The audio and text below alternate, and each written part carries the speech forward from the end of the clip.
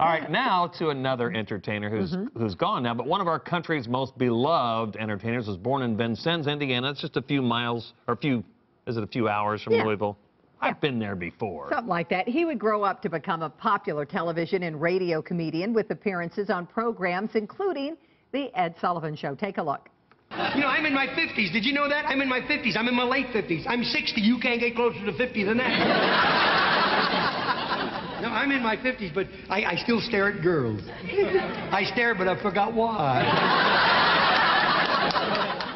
That's right. Red Skelton passed away in 1997, but there are entertainers who keep his memory and comedy alive. And among them is Jennings Barnett. We want to welcome him to the show. Come on out there. Jennings!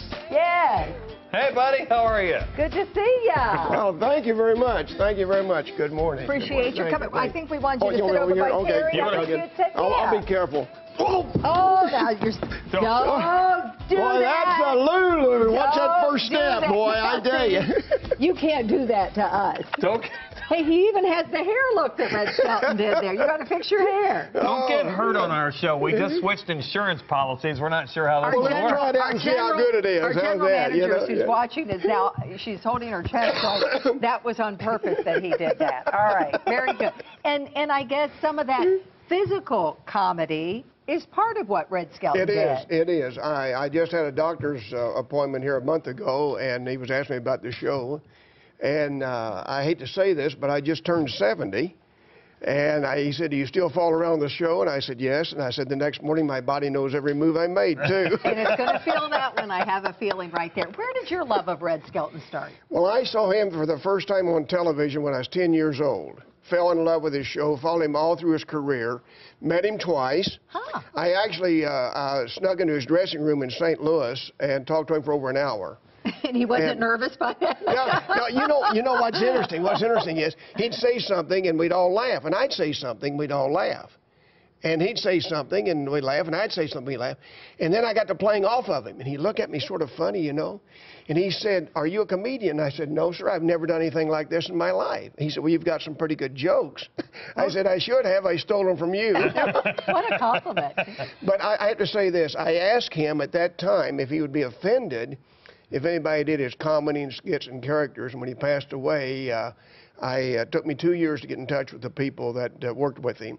And I've been doing his comedy ever since, so I do it, And you're going to do something at Barren River Lake? Yes, Miss Davis, who's the manager there, had a weak moment, and she booked me. Yeah. Well, that's nice. but she booked me at Carter Caves when she was there, and I did 4 shows there, see. And now this time I'm only going to do 2, so I only have to be half as good. See? Right. And he did so many different characters. You have a couple, I can tell, just by the hats you have there. So let's talk about some of his characters. Well, you know, he did about 9 different characters on television, and when he did a concert show, he would do about 2 or 3. And right now I do about 5 different characters, sometimes 6, but I don't do them all in the same show. It just depends on what they want. But one of the classic characters that he did was Clem Gadiddlehopper. You know, right. Clem Gadiddlehopper. He did. Well, here I am, you third Clem Gadiddlehopper. Yes, at your service. Yes. Good heavens! Good heavens! You changed your shampoo.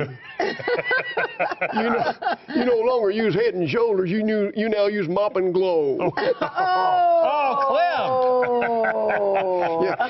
He said, you know, he says, I've got a big decision. He said, I'm worried. I don't know what to do. I don't know I don't know whether I ought to get married or finish kindergarten. He said, of course, if I get married, I can't finish kindergarten. And if I quit kindergarten, I'll never know what goes past A, B, C, you know. The other day, she said, Clem, it's time for your spelling test. I said, okay. She said, Clem, your first word is kitten. Kitten. I said, C-A-T. She said, Clem, you don't spell kitten that way. I said, look, teacher, you can't have kittens without cat. Ah, you knew which came first. You knew which came first.